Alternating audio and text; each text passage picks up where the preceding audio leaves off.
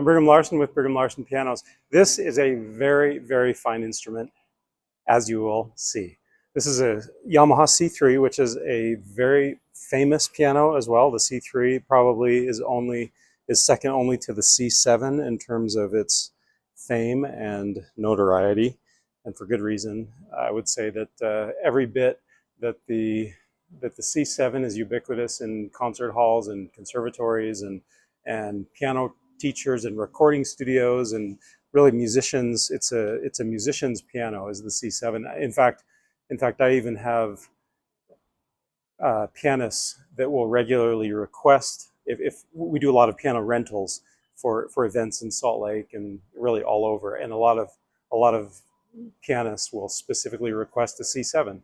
I think in large part, and not to say that the C7 is the end all and be all of pianos, but it's just so well known. I think a lot of pianists are just comfortable with it, and it's a phenomenal piano. Every bit as much as the C7 is a well-known and famous piano, I would say that for concert halls and that's recording studios, like I was saying, this piano is equally as well-known and ubiquitous in homes. This is kind of like maybe one of the most common, if not the most common, grand piano, maybe in living rooms around the United States, and for good reason. It's a great piano, and it's super reasonably priced. It's a Yamaha, which is to say that it's got a great reputation, great track record, et cetera, et cetera. Everybody's comfortable. Everybody knows Yamaha. Yeah, and they're from my perspective as a piano technician, they're just a joy to work on. I couldn't say enough good about them. The C series, by the way, so like the C7, the C3, the C5, we're actually rebuilding a C5 right now. This is really what Yamaha is so well known for, is the C.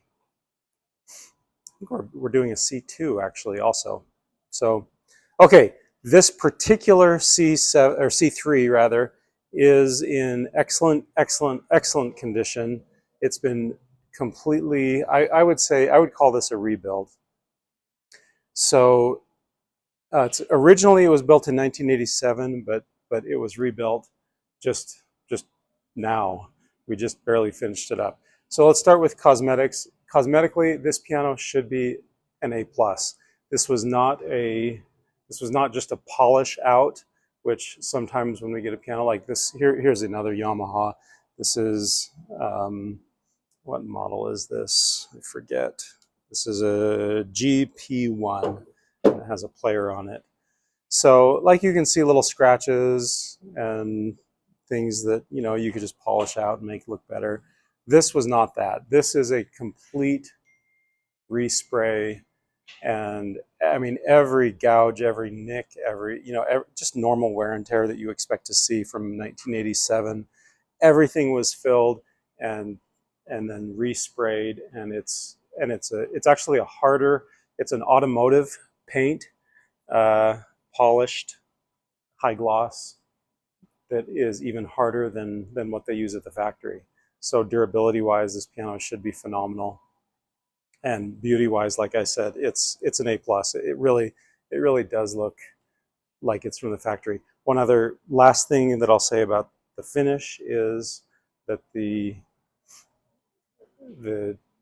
black that was used is, I would say, it's a deeper, richer, darker black. It's the blackest black that we could find. So even for example, well, this is a Steinway. This Steinway is kind of a light black. It almost looks gray.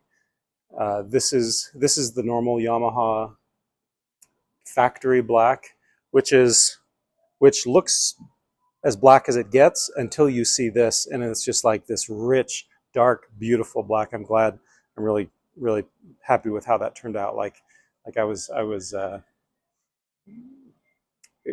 think it's eye-popping when you see it. Very, very pretty. I hope that's coming through on the video. I'm not sure if it does or not. And then of course all of the brass, like the hinges and the lock here, all of these screws that are really just cosmetic, but they also add a really nice touch. Same with the casters. Just check out the casters down there and the pedals. All of those little hardware touches are also beautiful. Okay, then on the inside, the plate's been refinished. That's also a two-part epoxy automotive paint with the metal flake in there that makes it look so pretty. So of course, we had to take that out and sand it down and bondo it and putty it and patch it and, make everything, again, just kind of normal wear and tear for 1987. That's all done.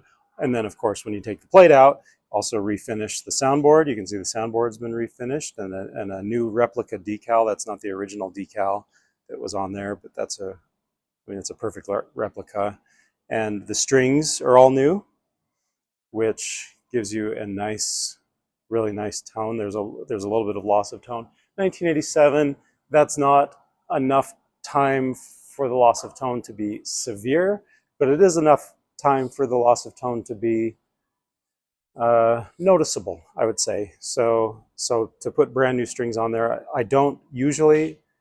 In fact, the vast majority of pianos that are from 1987, I probably wouldn't restring them. I'd probably refurbish the piano rather than rebuild it like on this piano. But again, back to kind of hearkening back, I guess, to what I was saying about the C3. It's such an awesome piano. I felt like this piano was well worth going all the way. So that's why we've got new components on there. And you can see the hammers down in there.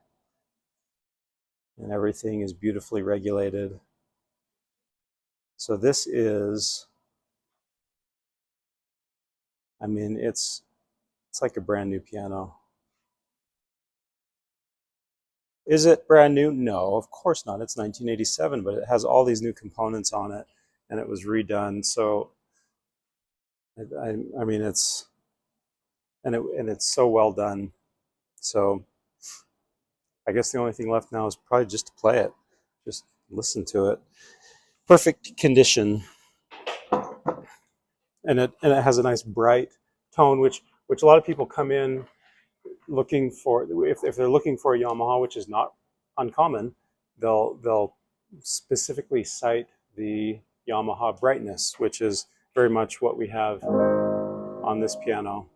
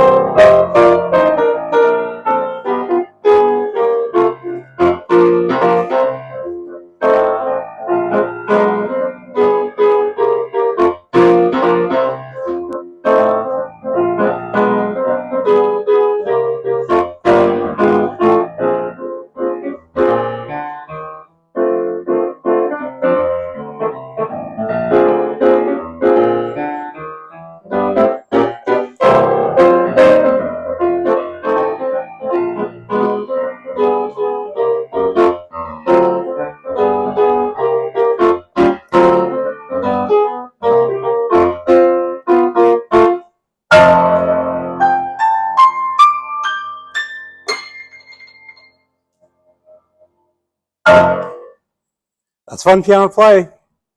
It's yeah, I mean it's action's fast, it's powerful, it's rich, it's and it's beautiful to look at, and it's going to last forever. Brand new, brand new. By the way, this piano lists at 60. I don't know if it actually sells for that. It probably sells for more like 50. But I mean, where we have this basically brand new, and we have it even at a fraction of what it goes for brand new. I think this is an awesome value. If you like Yamaha, if you like C3, I think this piano is going to go fast. Thanks for watching.